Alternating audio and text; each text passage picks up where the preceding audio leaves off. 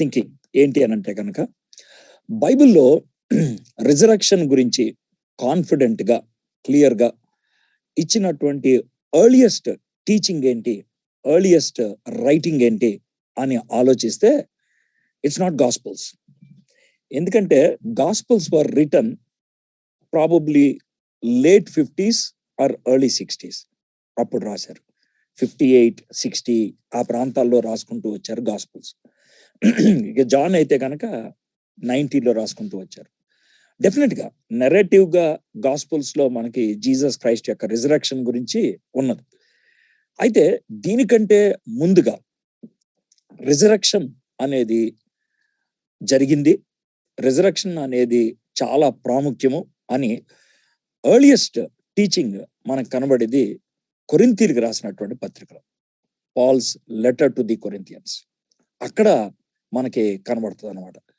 పౌలు Corinth పట్టణాన్ని ఆయన second missionary జర్నీలో విజిట్ చేశాడు.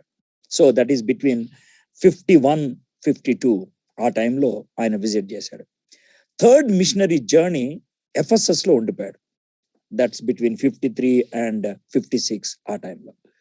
అయితే when he was in Ephesus లో ఉన్నప్పుడు ఈ కొరింథియన్స్ కి లెటర్స్ రాయటం జరిగింది. అండ్ లాట్ ఆఫ్ డిబేట్స్ ఉన్నాయి. 3 letters రాశాడని, అందుట్లో ఒక లెటర్ మిస్ అయిపోయిందని, మనకి డిబేట్స్ కాదు, కాన్ఫిడెంట్ ఉంటుంది, మీకు ముందే రాశాను అని ఫస్ట్ లెటర్ లో అంటాడు. కాబట్టి there was a letter before that అనే విషయం మనకి అర్థమవుతూ ఉంటుంది. So these letters were the earliest records అనమాట. రిజరక్షన్ ఆఫ్ జీసస్ క్రైస్ట్ గురించి చాలా క్లియర్ టీచింగ్ ఇవ్వటం అనేది. అయితే నేను లిటిల్ బిట్ ఆఫ్ బ్యాక్గ్రౌండ్ ఇస్తున్నాను, దాంతో మనకి రిజరక్షన్ అనేది మన లైఫ్ కి ఎంత ప్రాముఖ్యమైనదో చాలా స్పష్టంగా అర్థం అవడానికి. మనకి తెలిసినట్లుగా కొద్ది గొప్ప కొరింథియన్ చర్చ్ లో చాలా భయంకరమైనటువంటి విచ్చలవిడి తత్వం ఉన్నది. They were people living life in a very dirty way. కొన్ని సందర్భాల్లో father and son going with the same women, తర్వాత son going with the mother అంటే ఆమెకు పుట్టాడని కాదు, కానీ వాళ్ళ ఫాదర్ ఇంకొక ఆమెను పెళ్లి చేసుకుంటే ఆమె దగ్గరికి వెళ్ళిపోవటం. ఇట్లాగా అడల్ట్రస్ లైఫ్ అనేది చాలా భయంకరంగా ఉన్నది కొరింథియన్ చర్చ్ లో.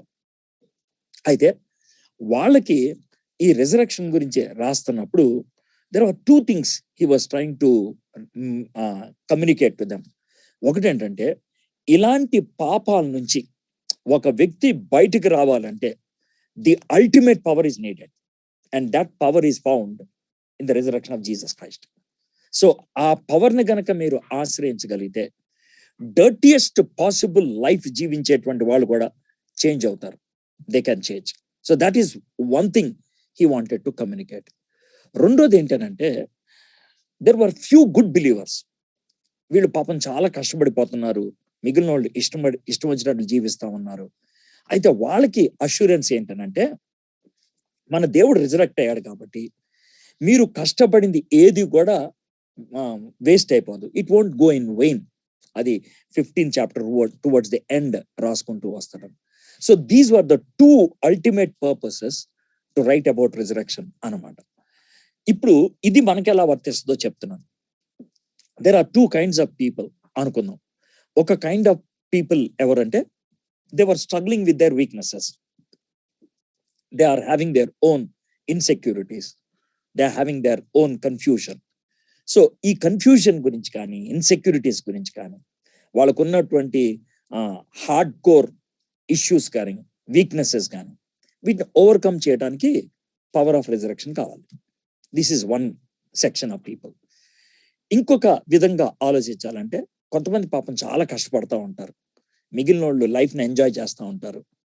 పాపం చాలా కష్టపడతారు అని అంటే కనుక to live A upright life, తర్వాత గాస్పుల్ గురించి, తర్వాత బిలీవర్స్ గా ఇతరులను ఎంటర్టైన్ చేయటం గురించి కానీ, మోటివేట్ చేయటం గురించి కానీ, వాళ్ళు నేను ఇంత చేస్తున్నాను, నాకేం రికగ్నిషన్ రావట్లేదు, నేను ఇంత చేస్తున్నాను, దీనివల్ల ఏమన్నా లాభం ఉంటుందా? There can be a kind of a question.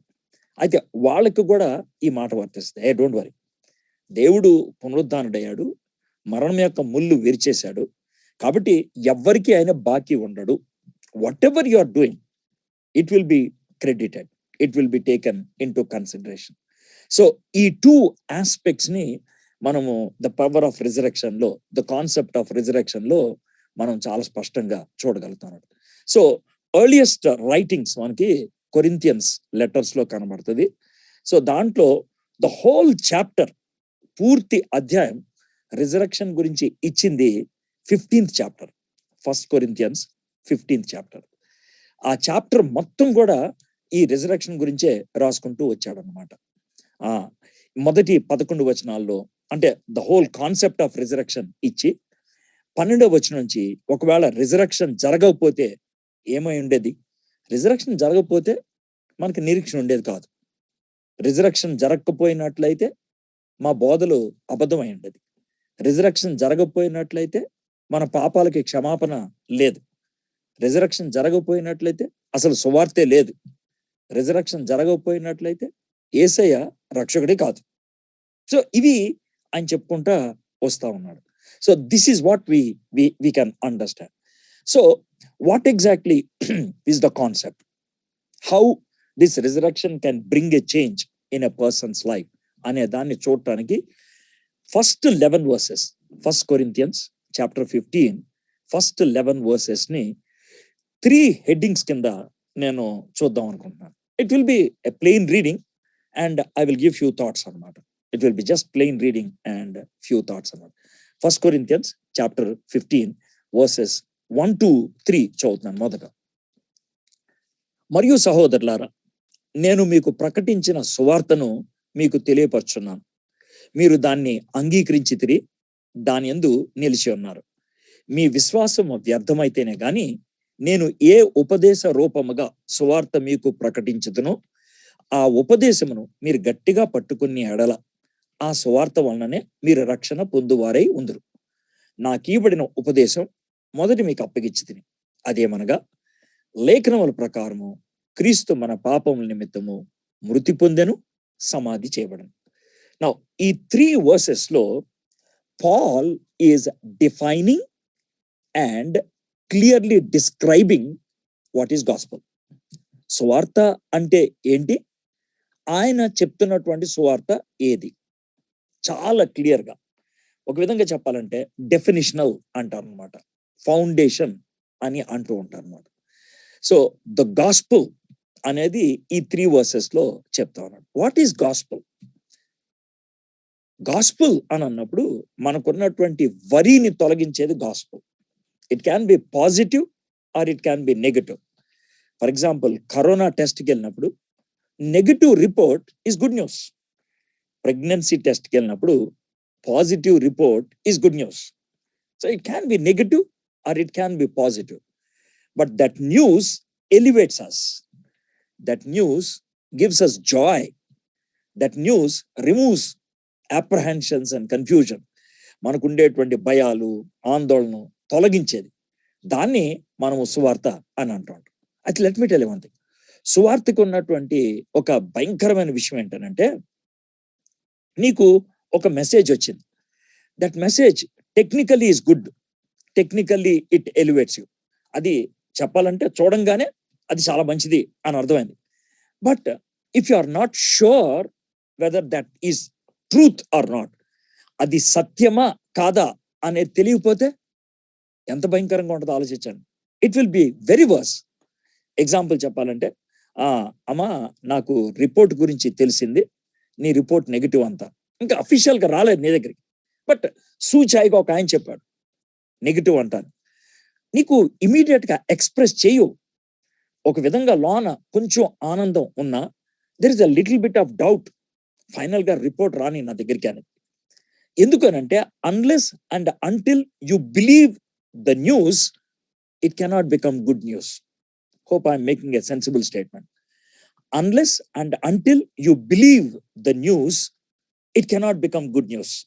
నువ్వు ఒక వార్తను 100కి 100 పాళ్ళు విశ్వసించి అంగీకరిస్తేనే అది శుభవార్త అవుతుంది. లేకపోతే it can become a curse.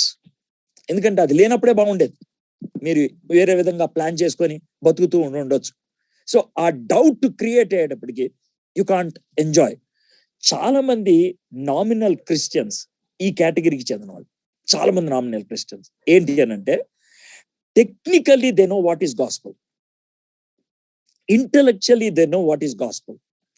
అంటే on paper black and white gospel అంటే తెలుసు వాళ్ళకి, చాలా beautiful.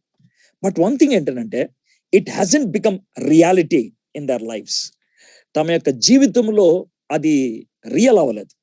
They haven't accepted it, దాన్ని అంగీకరించలేదు, దాన్ని అప్లై చేయలేదు. That would be horrible. So గుర్తుపెట్టుకోండి, గాస్పుల్ యొక్క ఫుల్ ఇంపాక్ట్ ఎప్పుడు ఉంటుందంటే, when you have faith, when you accept it. విశ్వాసం ఉన్నప్పుడు, దాన్ని అంగీకరించినప్పుడు. Or else it is not, లేకపోతే అది కాదు. So that is basically the concept of definition. దాన్నే ఇక్కడ ఏమంటున్నారంటే, మీ విశ్వాసం వ్యర్థమైతేనే గాని నేను ఏ ఉపదేశ రూపముగా సువార్త మీకు ప్రకటించదునో ఆ ఉపదేశమును మీరు గట్టిగా పట్టుకొని ఉన్న ఎడల ఆ సువార్త వలననే మీరు రక్షణ పొందిన వారే ఉందరు. If you are holding on, then only it can redeem you, that only it can save you. So gospel అనేది gift of God, faith is the way to receive that gift. దేవుడు మనకి సువార్తని వరంగా ఇచ్చాడు, గిఫ్ట్ గా ఇచ్చాడు. ఆ gift ని by faith we need to receive it. విశ్వాసము ద్వారా దాన్ని స్వీకరించాలి. సో ఈ బిగినింగ్ లెవెల్లోనే దాన్ని ఆలోచిద్దాం. Do I have faith in the news that has come to me? నా దగ్గరకు వచ్చినటువంటి వర్తమానాన్ని మీద నాకు నమ్మకం ఉందా? What is the news? చూద్దాం. నాకియబడిన ఉపదేశమును మొదటి మీకు అప్పగించింది. I have given. మొదట అన్నప్పుడు ఇట్ ఈస్ నాట్ క్రానలాజికల్. అంటే ఆయన మొదట అన్నప్పుడు ఫస్ట్, సెకండ్, థర్డ్ అని కాదు. It's a priority. I thought that should be the first thing I should tell. ఎందుకంటే after gospel only anything can take place.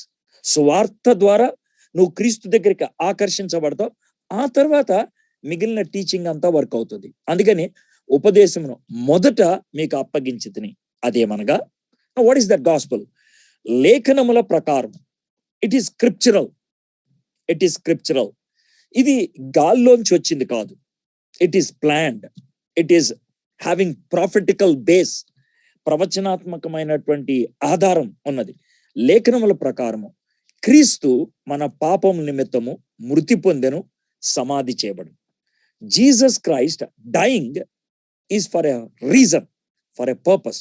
ఒక కారణం చేత, ఒక ఉద్దేశం చేత, మన పాపాల నిమిత్తం. సో చాలా క్లియర్. ఇట్ ఈస్ ప్రాఫిటికల్, ప్రవచనాత్మకంగా ఇవ్వబడింది. ఇట్ ఈస్ పర్పస్ఫుల్, ఉద్దేశపూరితంగా జరిగింది. నేను మూడోది ఏంటనంటే, మృతి పొందెను, సమాధి చేయబడను. It has proof. సమాధి అనేది ప్రూఫ్. 3 P's గుర్తుపెట్టుకోండి. మొదటిది ఇట్స్ ప్రాఫిటికల్, ముందుగా చెప్పబడింది. రెండోది ఇట్ ఈస్ పర్పస్ఫుల్, ఉద్దేశపూరితంగా చేయబడింది. మూడోది ఇట్ హ్యాస్ ప్రూఫ్, దానికి రుజువు ఉన్నది. ఆయన చనిపోయాడు. అది నటన కాదు, అది డ్రామా కాదు, అది ఊహాగానాలు కాదు. హీ వాజ్ బరీడ్, సమాధి చేయబడ్డాడు. So that is the gospel. ఆయన సమాధి చేయబడటం మనకి ఎలా గాస్పుల్ అయింది? ఎలా గాస్పుల్ అయింది అని అంటే, మన పాపాలు ఆయన మింగేసి ఆయన సమాధిలోకి వెళ్ళిపోయాడు. ఇప్పుడు మన పాపాలు ఎక్కడ ఉన్నాయి? Those who believe in Jesus Christ. ఎవరైతే యేసు ప్రభుని సొంత రక్షకుడిగా అంగీకరిస్తారో, యేసయ్య నా కోసమే చనిపోయాడు అని అంగీకరిస్తారో, అప్పుడు వాళ్ళకి ఏమైంది? What has happened? Their sin is now buried. So it's good news. It's good news. అది ఎంత సువార్త. కాబట్టి ఇక్కడ గుర్తుపెట్టుకోండి, there are 3 kinds of people. ఒకటి ఇగ్నోరెంట్ పీపుల్, వాళ్ళకి తెలియదు ఈ విషయం. రెండోది దే వర్ కంప్లీట్లీ ఎంజాయింగ్, ఆనందించేటువంటి వాళ్ళు, ఎందుకంటే they have faith. But there is a group that is intermediate. They know but they don't believe. వాళ్ళకి తెలుసు కానీ వాళ్ళు విశ్వసించలేదు, దాన్ని హోల్డ్ ఆన్ చేయలేదు. It's by faith the gospel will have an impact in your life. విశ్వాసాన్ని బట్టే, గుర్తుపెట్టుకోండి, సువార్త నీ జీవితం మీద పనిచేయటం మొదలు పెడుతుంది. Are else it doesn't work. Okay, అయితే ఈ ఫెయిత్ గుడ్డిదా? కాదు కాదు కాదు. ఈ ఫెయిత్ గుడ్డిది కాదు అని అనటానికి 4వ వచనం నుంచి 8వ వచనం దాకా రాస్తున్నాడు. Let me read that. లేఖనముల ప్రకారము 3వ దినమున లేపబడెను. ఆయన కేఫాకును తర్వాత 12 కనబడెను. అటు పిమ్మట 500కు ఎక్కువైన సహోదరులకు ఒక్క సమయమందే కనబడెను. వీరిలో అనేకులు ఇప్పటి వరకు నిలిచి ఉన్నారు, కొందరు నిద్రించిరి. తర్వాత ఆయన యాకోబుకును అటు తర్వాత అపోస్తులకందరికీ కనబడెను. అందరికీ కడపటి అకాలమందు పుట్టినట్టున్న నాకును కనబడెను. If you look at that word కనబడెను, కనబడెను, కనబడెను, it appears several times in this passage. యేసయ్య సమాధి చేయబడ్డాడు, అయిపోయింది. అయితే లేఖనాల ప్రకారం 3వ దినాన్ని తిరిగి లేచాడు. He rose again. That is the fact. ఈ విశ్వాసం అనేది ఈ ఫ్యాక్ట్ మీద బిల్డ్ అయి ఉంది. But how do I know this is fact? ఇది వాస్తవము అని నాకు ఎలాగా తెలుసుద్ది? హీఈస్ గివింగ్ సెవరల్ ఎవిడెన్సెస్ అన్నమాట. చాలా చారిత్రకమైనటువంటి రుజువులు ఆయన ఇవ్వడానికి ప్రయత్నం చేస్తున్నాడు. అల్టిమేట్ గా అవేంటంటే కనబడెను, కనబడెను, కనబడెను. 3 times ఈ మాటలు కనబడుతుంది. ఆయన కేఫాకును తర్వాత 12 కనబడెను.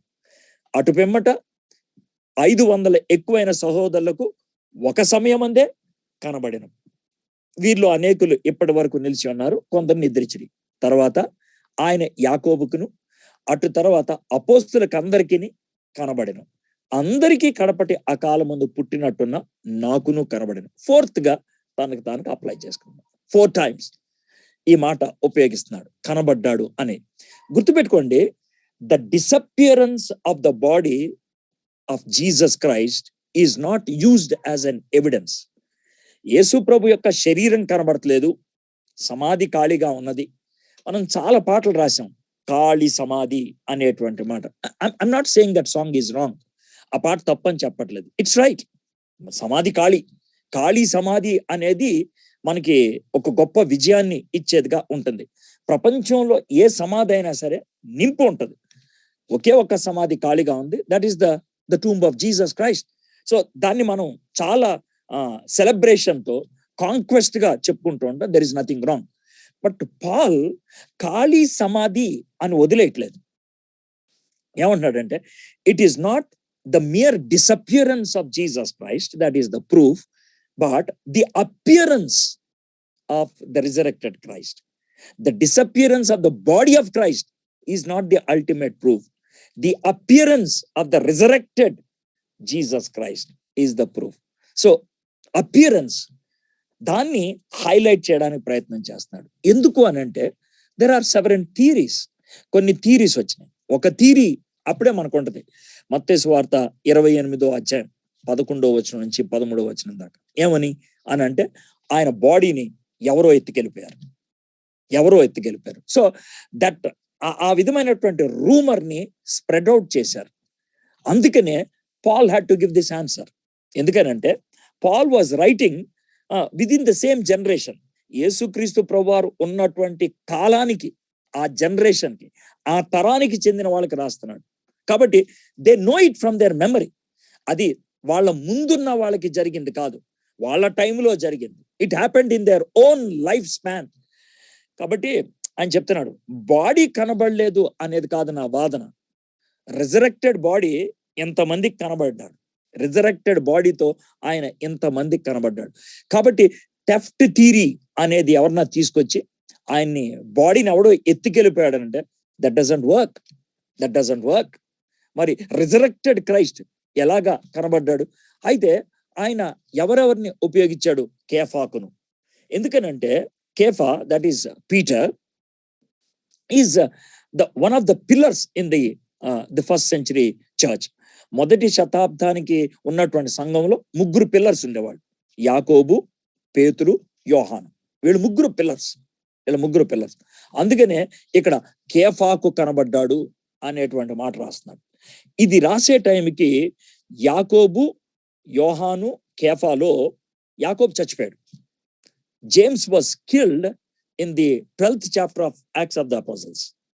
జేమ్స్ని చంపేసి తర్వాత పేతుర్ని చంపుదామని జైల్లో పెడితే ఆ దేవుడు దేవదూతను పంపించి పేతుర్ని రక్షించినట్లు మనకి తెలుసు. కాబట్టి ఆ టైంలో కేఫా బతుకున్నాడు, అందుకనే ఆయన పేరుని చాలా స్పష్టంగా చెప్తున్నాడు. తర్వాత 12కి కనబడింది. మరి మీకు చిన్న క్వశ్చన్ రావచ్చు, సార్ జూడస్ లేదు కదా, అయితే 12 అనేది వాళ్ళని రిఫర్ చేయడానికి ఉపయోగించేటువంటి ఒక పదం అయిపోయింది, అందుకనే ఆ పదాన్ని ఉపయోగించారు. అటు పిమ్మట 500కు ఎక్కువైన సహోదరులకు ఒక్క సమయం అందే కనబడింది. ఈ మాట ఎందుకు ఉపయోగించారు అని అంటే కనుక వాళ్ళు ఏమనుకున్నారంటే ఇట్స్ హలూసినేషన్, ఊహ. ఆయన చెప్పాడు, వీళ్ళేదో నమ్మారు, ఏవో కొన్ని రూపాలు కనబడ్డారన్నారు కదా, ఏవో రూపాలు కనబడ్డాయి, ఇది భ్రమ, హలూసినేషన్, అది భ్రమ. So Paul was throwing out that theory. ఎలాగనంటే భ్రమ అనేది ఒకళ్ళకి ఒక టైప్ లో వస్తుంది, ఇద్దరికి ఒకే విధమైనటువంటి భ్రమ కలగదు. No two people will have same kind of హెలూసినేషన్.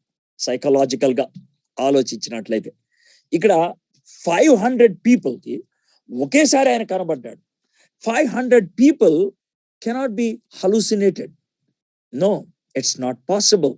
అందుకనే ఈ మాట చెప్తున్నాడు. వీరిలో అనేకులు ఇప్పటి వరకు నిలిచి ఉన్నారు, కొందరు నిద్రించారు. If you want you can verify. వాళ్ళు చూసిన వాళ్ళు ఇంకా బతికే ఉన్నారు, you can talk to them. తర్వాత ఆయన యాకోబుకును, sir just now you told Jacob died. 12వ అధ్యాయం అపోస్తల కార్యంలో Jacob was killed by Herod అని అన్నారు, కానీ మరి ఇక్కడ యాకోబుకుని అని అన్నప్పుడు గుర్తుపెట్టుకోండి, ఈ యాకోబుని వేరుగా ఎందుకు మెన్షన్ చేశాడు అని అంటే కనుక this James is the very brother of Jesus Christ. యేసుక్రీస్తు పుట్టిన తర్వాత మరియమ్మకు there were at least 4 boys, 4 boys పుట్టారు. అందుట్లో ఒక ఆయన పేరు జూడ్ యోధా, ఇంకో ఆయన పేరు జేకబ్, యాకోబు. వీళ్ళిద్దరు కూడా పత్రికలు రాశారు. జూడ్స్ ఎపిజల్ రాసింది జీసస్ క్రైస్ట్ యొక్క బ్రదర్, జేమ్స్ ఎపిజల్ రాసింది జీసస్ క్రైస్ట్ బ్రదర్. సో కాబట్టి ఆ యాకోబునకు అనే మాట చెప్పారు. ఎందుకనంటే లేటర్ డేస్ లో, అంటే ఫస్ట్ సెంచరీ, ఈ జేమ్స్ చచ్చిపోయిన తర్వాత this James, Jesus Christ brother James, he became a very prominent leader. ఆయన చాలా ప్రామినెంట్ లీడర్ అయిపోయారు. యాక్ట్స్ చాప్టర్ 15లో చర్చ్ కౌన్సిల్ జరుగుతా ఉన్నప్పుడు this James was the spokes man. ఈ యాకోబు మాట్లాడేవాడుగా ఉంటున్నట్లు మనము చూస్తా ఉన్నాం, అందుకనే జేమ్స్ ని మెన్షన్ చేశాడు. అటు తర్వాత అపోస్తులకు అందరికీ కనబడెను. So he's repeatedly making that statement. దేవుడు ఎవరెవరినైతే పంపించాడో అపోస్తులు, who all went out to preach about the resurrection, they had the experience of seeing Jesus Christ. ఆ తర్వాతే వాళ్ళు వెళ్ళారు. ఇది ఆయన చెప్తున్నారు. అందరికీ కడపట అకాలమందు పుట్టినట్లున్న నాకును కనబడను, ఈవెన్ మీ. అయితే ఆ ఆర్డర్ లో ఆయన పెట్టుకున్నప్పుడు అపోస్తులకు అందరికీ కనబడను అన్న తర్వాత తన పేరు ఎందుకు పెట్టుకున్నాడు అంటే, well, I'm also an అపోజిల్ sent by Jesus Christ. I encountered the resurrected Christ and I have been commissioned by that resurrected Christ. పునరుద్ధానుడైనటువంటి యేసుక్రీస్తుని నేను ఎదుర్కొన్నాను, చూశాను. అదే పునరుద్ధానుడైనటువంటి యేసుక్రీస్తు ప్రభువారు నన్ను పంపించారు. అది ఆయన ఎక్స్ప్లిసిట్ గా చెప్తా ఉన్నాడు. సో ఈ 4th verse నుంచి 8th verse దాకా మనం చూసినట్లయితే what do we understand? Jesus Christ మన పాపాల కోసం చనిపోయాడు, దట్స్ ద గాస్పెల్. ఆయన తిరిగి లేవటం అనేది ఆ గాస్పెల్ ని కన్ఫర్మ్ చేస్తుంది, or else this will be abased. So this has become the reason for our faith. This fact has become the reason for our faith. మనం విశ్వాసం ఉంచటానికి ఇది కారకం అయిందని. సో మొదటిది ఫెయిత్, ఏంటది? గాస్పెల్. రెండోది ఫ్యాక్ట్, ఏంటది? Jesus rose again. ఇప్పుడు నౌ మూడోది 9th verse నుంచి 11th verse దాకా చూసినట్లయితే ద రిజల్ట్ ఏంటి? ఫెయిత్ ఉంది, ఫ్యాక్ట్ ఉంది. No what is the result? The result is a radical change, ఒక విపరీతమైనటువంటి మార్పు. చూద్దాం. అందరికీ కడపటి అకాల ముందు పుట్టినట్లున్న నాకును కనబడేది. That's 8th verse. నాకు కనబడ్డాడు. ఆ రిజరెక్టెడ్ క్రైస్ట్ ని నేను ఎన్కౌంటర్ చేసిన తర్వాత, ఆ రిజరెక్టెడ్ క్రైస్ట్ ని నేను బిలీవ్ చేసిన తర్వాత ఏం జరిగింది? Anybody who encounters the resurrected Christ, అంటే ఈ కంటితో చూడకపోవచ్చు, I did not see him, but in the heart of hearts they believe. హృదయ లోతుల్లో వాళ్ళు నమ్ముతారు. ఎవరైతే నమ్ముతారో they are bound to have a radical change. వాళ్ళ యొక్క జీవితంలో ఒక తీవ్రమైనటువంటి మార్పు చూడాల్సిన పరిస్థితి ఏర్పడుతుంది. ఎలాగో చూద్దాం. ఎలా అనగా, నేను అందరిలో తక్కువ వాడను. దేవుని సంఘమును హింసించినందున అపోస్తులుడనబడుటకు యోగ్యుడను కాను. So that was me. నాకు ఆయన కనబడినప్పుడు నేను అందరికంటే తక్కువ వాడిని. In what way? థియాలజీ విషయమా? కాదు కాదు. వీళ్ళందరికంటే నాకు థియాలజీ తెలుసు ఎక్కువ. ధర్మశాస్త్రం విషయమా? కాదు కాదు. వీళ్ళందరికంటే ధర్మశాస్త్రం నాకు ఎక్కువ తెలుసు. లేకపోతే భక్తిపరమైనటువంటి జీవితం విషయమా? No no no. వీళ్ళందరికంటే ఎక్కువ భక్తిపరంగా నేను జీవించాను. బట్ ఇన్ వాట్ వే నేను తక్కువ వాడిని? దేవుని సంఘమును హింసించిన వాడను. దేవుని సంఘమును హింసించిన వాడిని. దేవుని సంఘాన్ని హింసించిన వాడిని దేవుని సంఘానికి ఒక అపోస్తులుగా దేవుడు ఎలా ఏర్పరుస్తాడు? దేవుని సంఘాన్ని స్థిరపరచటానికి అపోస్తులుడిని ఎలా ఏర్పరుస్తాడు? It doesn't look logical. కానీ అది జరిగింది. ఎందుకు అని అంటే గనక, there was a right about turn in my life. నా యొక్క జీవితంలో ఒక విపరీతమైనటువంటి టర్న్ వచ్చింది. అందుకే అది సాధ్యమైంది. 10వ వచనం, ఆయనను నేను ఏమై ఉన్నానో అది దేవుని కృప వలననే అయి ఉన్నాను. ఈ చేంజ్ ఎలా వచ్చింది? నేను ఇంత ముందు నా యొక్క నాలెడ్జ్ గురించి బోస్ట్ చేసేవాడు. ధర్మశాస్త్రాన్ని నేను కాపాడాను, ధర్మశాస్త్రాన్ని నేను పాటించాను, ధర్మశాస్త్రాన్ని తూచా తప్పకుండా అవలంబించాను. That was my work. ఆ వర్క్ మీద నేను అతిశయించేవాడిని, నేను గ్రేట్ గా ఫీల్ అయ్యేవాడిని. I to think like that. అయితే ఇప్పుడు ఒక మాట చెప్తున్నాను, ఆయనను నేను ఏమై ఉన్నాను. Today whatever I am, it's by the grace of God. దేవుని కృప. ఒకప్పుడు హింసించిన వాడిని ఇప్పుడు అదే సంఘము నిమిత్తం హింసించబడుతున్న స్థితికి వచ్చానంటే ఆ విపరీతమైన మార్పు ఎందుకు వచ్చింది? Did I put any effort?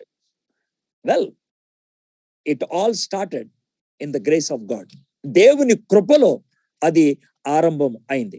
మరియు నాకు అనుగ్రహింపబడిన ఆయన కృప నిష్ఫలము కాలేదు, కానీ వారందరికంటే నేను ఎక్కువగా ప్రయాసపడినది నేను కాను, నాకు తోడైన దేవుని కృపే. ముందేమన్నాడు? అపోస్తులందరిలో తక్కువ వాడిని, ఎందుకంటే సంఘాన్ని హింసించిన విషయంలో. అయితే ఎప్పుడైతే ఆయన కృప నా మీద వర్కౌట్ అవుతుందో, ఎప్పుడైతే దేవుని కృపను నా జీవితంలో అనుభవించడం మొదలు పెట్టానో, ఏం జరిగింది? There is a huge change. నాలో గొప్ప మార్పు వచ్చింది. ఆ కృప ఏదైతే నాకు అనుగ్రహించబడిందో, ఇట్ హజంట్ గాన్ వేస్ట్. అది వృధా అయిపోలేదు. ఎందుకని వృధా అయిపోలేదంటే, ఆ కృప ఎనేబ్లింగ్ పవర్ ఇచ్చింది. నాకు గొప్ప కార్యాలు తలపెట్టడానికి శక్తినిచ్చింది. Now let me tell you one thing. There are two kinds of graces. ఒక గ్రేస్ ఏంటంటే కింద పడిపోయినోడిని లేపటం. రెండో గ్రేస్ ఏంటంటే లేచిన వాడు ధైర్యంగా ముందుకెళ్ళటానికి కావలసినటువంటి సామర్థ్యాన్ని, శక్తిని ఇవ్వటం. సో పౌలు ఏమన్నాడంటే, నేను హింసకుడిగా ఉన్నప్పుడు గ్రేస్ చూపించి దేవుడు నన్ను రోడ్డు మీద పెట్టాడు. ఆ తర్వాత వదిలేదు. అదే గ్రేస్ ని నాకు అనుగ్రహించడం బట్టి నేను ఎక్కువ ప్రయాసపడ్డాను. దేవుని కృపను బట్టి ప్రయాసపడ్డాను కాబట్టి. కానీ బోస్ట్ ఇన్ ఇట్? నో. ప్రయాసపడినది నేను కాదు, నాకు తోడైన దేవుని కృపయే. How I was able to sustain, I was able to go along, how I was having this perseverance. ఈ యొక్క దీర్ఘశాంతం ఎలాగ చూపించగలిగాను, ఇన్ని శ్రమల మధ్యన నేను ఎలాగ పరిచర్య చేయగలిగాను? దేవుని కృప. నౌ సీ, ఈ 11 verses లో పౌలు భక్తుడు గాస్పెల్ అంటే ముందు చెప్పి, ఆ గాస్పెల్ ని ఎందుకు నమ్మాలో ఆయన రుజువుని రిజరక్షన్ లో చూపించి, ఒకవేళ గనక ఆ రిజరెక్షన్ పవర్ని గనక నీ లైఫ్ లో నువ్వు అనుభవిస్తే రావాల్సినటువంటి రాడికల్ చేంజ్ తన జీవితంలో ఎక్స్పీరియన్స్ గా చెప్తున్నాడు. మొదటిది ఇన్ఫర్మేషన్ ఏంటి? యేసే మన పాపాల కోసం చనిపోయాడు. రెండోది కన్ఫర్మేషన్, ఆయన పునరుద్ధానం, ఆయన మన కోసమే చనిపోయాడు అంటానికి రుజువు. ఇది మూడోది ఎఫర్మేషన్. అది నా జీవితంలో వర్కౌట్ అయితే గనక నేను మార్పు చెందిన వ్యక్తిగా ప్రపంచానికి రుజువు అవుతాను. జీసస్ క్రైస్ట్ గాస్పల్ ప్రపంచం నమ్మకపోవచ్చు, ఆయన తిరిగి లేచాడా లేదా ప్రపంచం క్వశ్చన్ చేయొచ్చు. అయితే నీ మార్పు చెందిన జీవితం ఆ రెండిటికి జవాబై కూర్చుంటుంది. Did you get it my friends? We are actually the witnesses to the power of resurrection to this world. నేను ఒకప్పుడు ఇలా ఉండేవాడిని, ఇప్పుడు ఇలా అయ్యాను. ఒకప్పుడు ఇలా ఉండేదాన్ని, ఇప్పుడు ఇలా అయ్యాను. The change has come because I have that experience of the resurrection power. ఆ పునరుద్ధానపు శక్తిని నా జీవితంలో నేను అనుభవించాను. వారందరికంటే నేను ఎక్కువగా ప్రయాసపడినది నేను కాను, నాకు తోడైన దేవుని కృపయే.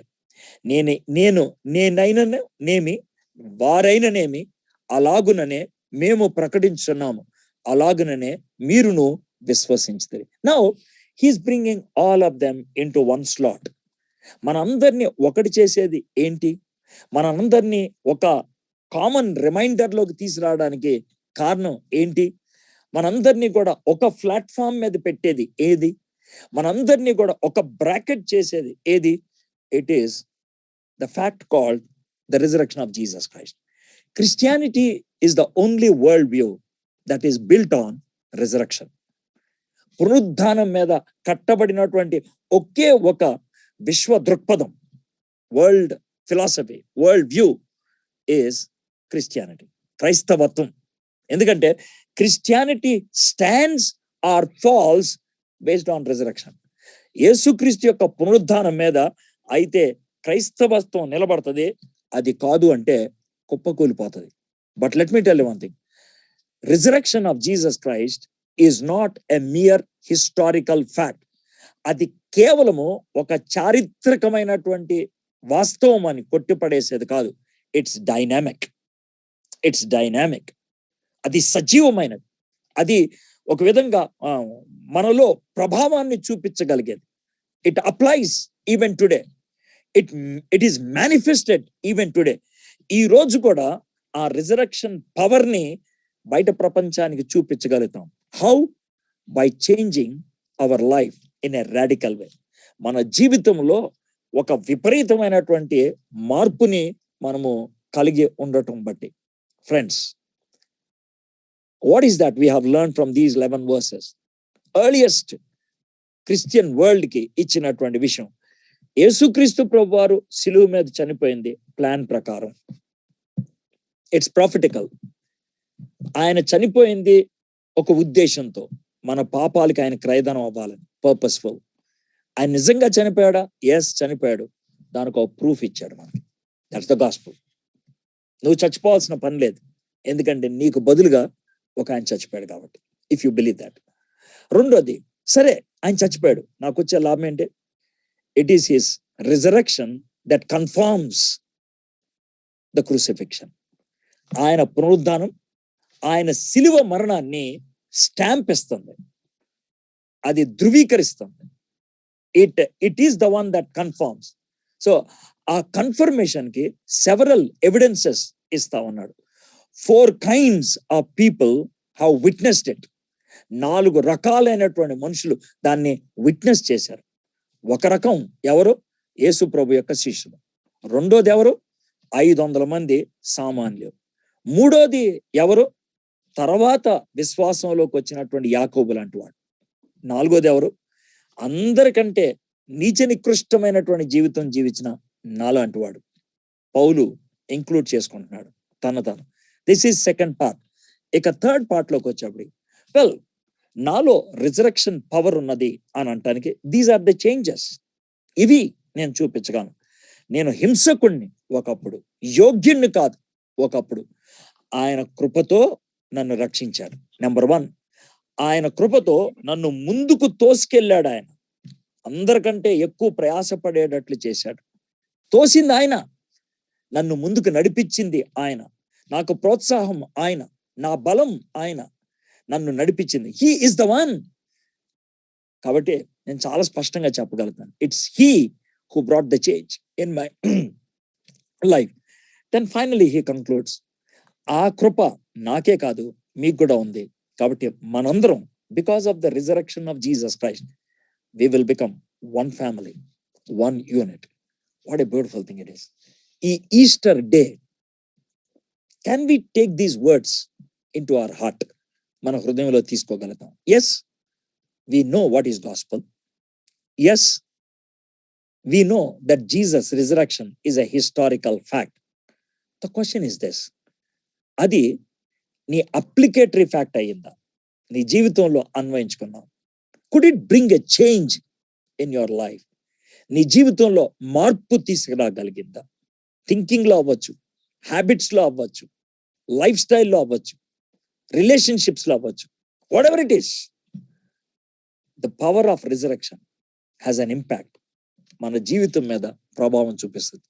If that impact is not there, if the world is not able to see that impact, the power of resurrection has worked on you, they cannot believe in Jesus Christ. యేసు క్రీస్తుని వాళ్ళు నమ్మలేరు. What a beautiful thing it is. We are God's epistles అన్నాడు. అందుకనే పౌలు భక్తుడు, మీరు పత్రికలు. ఎందుకంటే when they see your life and my life, they will be witnessing the power of resurrection, and that would draw them closer to Jesus Christ. యేసయ్యకు దగ్గరగా తీసుకెళ్లేది అవుతుంది. మనం అలాంటి జీవితం జీవించాలి, అలాంటి పవర్ ఆఫ్ రిజరెక్షన్ ని అనుభవించాలి, అలాంటి గ్రేస్ మన జీవితంలో ఎక్స్పీరియన్స్ చేయాలి. So why did God born in Bethlehem and died in the, I mean, అదే ప్లేస్ లో why God pick up that place? And my understanding ఏంటంటే మేబీ ఆ టైంలో పాపులేషన్ ఇంకా మేబీ లేకపోవచ్చు. That's the starting according to the Bible. Adam Eve నుంచి చూసుకుంటే, so geographical గా ఆ area maybe that's the only part left. Maybe God picked up the place apart from America, Australia, India కాకుండా. So why did God pick that place for his the biggest birth and crucifixion? I hope you understand. I understand. So మీరు అనుకుంటున్నట్లు the issue is not geographical. It's not geographical. The issue is anthropological. Geography అంటే గనక place, anthropological అంటే people. Jesus Christ ఏ people కి పుట్టాలి? Jesus Christ ఏ people మధ్యన చచ్చిపోవాలి? Jesus Christ ఏ people మధ్యన తిరిగి లేవాలి? సో లేఖనాల ప్రకారం అన్నప్పుడు that is what we have to understand. దేవుడు ఒక ప్లాన్ వేసుకున్నాడు. ఆ ప్లాన్ లో he has to be born as a Jew, not as anybody else, not as an American, not as a German, not as an Indian, but as a Jew. ఎందుకంటే that is the promise he gave to Abraham. So that is why he was born in that country. He must be the seed of David. That is why he is born in the city of David. You got my point? Yeah. Now, ఇంకా beautiful connection చెప్తాను చూడండి. Abraham ని దేవుడు నీ కొడుకుని ఇస్సాకుని బలి ఇవ్వమని అడిగాడు. God can ask Isaac to be sacrificed anywhere. కానీ జాగ్రత్త వినండి, నేను చూపించేటువంటి ఒక కొండ మీద నువ్వు బలి ఇవ్వాలని అడిగాడు. Do you know how far that mountain was? 50 kilometers. ఎందుకంటే they walk 2 days. Third day reach అవుతారు ఆ point. Then he says this is the mountain. అయితే ఆ మౌంటైన్ ఉన్నటువంటి ఏరియాని మోరియా అని మనం పేరు పెట్టుకున్నాం, అప్పుడు ఇచ్చారు. So that is the place where Isaac was taken. So Isaac ని చంపడానికి ప్రయత్నం చేస్తున్నప్పుడు ఏంజల్ ఆఫ్ గాడ్ వచ్చి ఆపేసేసి నువ్వు because you are willing to submit yourself through you the whole world will be blessed అని అన్నాడు. ఓకే, సో అది జరిగింది. నో ఎగ్జాక్ట్లీ ఎక్కడైతే God asked Abraham to sacrifice Isaac, అర్థమైందా, నియర్లీ ఆఫ్టర్ ఒక 1000 years, ఆఫ్టర్ 1000 years ఎగ్జాక్ట్లీ అదే place లో David had to sacrifice. 2 Samuel chapter 24. 70,000 people plague వచ్చి చచ్చిపోయారు. ప్రభా ఏంటి ఇదంతా, తప్పు నేను కట్ చేసిందంటే ఆయన ఒక ప్లేస్ చూపించి, అర్నాను కళ్ళె మందు నువ్వు నాకు బలిని అర్పించమంటే బలిపీఠం పెట్టి 24th chapter 2 Samuel లో టువర్డ్స్ ద ఎండ్ అక్కడ బలిపీఠం కట్టి బలులు అర్పిస్తే అక్కడ అయిపోయింది. Now let me tell you one thing.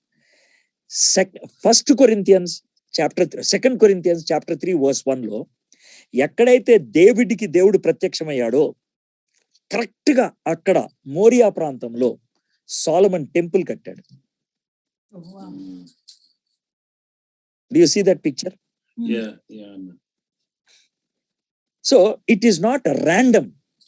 దేవుడు జాగ్రఫికల్ గా చూడటం కాదు, లేకపోతే ఒక స్కేల్ గీసి ఆయన సెంటర్ లో ఇది ఉందని అంటాం కాదు. he planned it exactly like that అన్నమాట. సో ఎక్కడైతే డేవిడ్ బలి అర్పించాడో అక్కడే పునాది వేసి సొలొమోను మందిరాన్ని కట్టాడు. సో ఆ మందిరం వెలుపల యేసు ప్రభు వారు సిలువ వేయబడ్డారు outside the Jerusalem city. So the place became very important because it was according to the scriptures. అంటే యేసు ప్రభు సిలువ మీద చచ్చిపోవటం అనేది సింపుల్ కాదు. ఎక్కడ చచ్చిపోవాలి, ఎప్పుడు చచ్చిపోవాలి, ఎవరు చంపేయాలి, everything is in detail worked out. There are 318 prophecies that God fulfilled in one person called Jesus Christ. Not one or two, 318. So that is why Bethlehem and Jerusalem are very much central, because they are according to the plan. You did not ask a very silly question. It's a very important question. Thank you. ఇంతగానం history కూడా తెలిసిందన్న నాకు. I'm just making all the notes. Thank you, Anna. If you have Bible, can you read that verse? That would be very nice. 2 Chronicles chapter 3 verse 1. మీరు చదువుతున్నా? Yeah.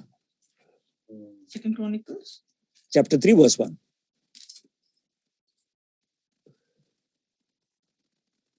రెండో దినవృత్తాంతములు 3:1. Chapter 3 verse 1 కదా. Then Solomon began to build the temple of the Lord in Jerusalem on Mount Moriah. Mount Moriah అనగానే మీకు Genesis 22 కి వెళ్ళిపోద్ది. Next time చూడండి. Where the Lord had appeared to his father David.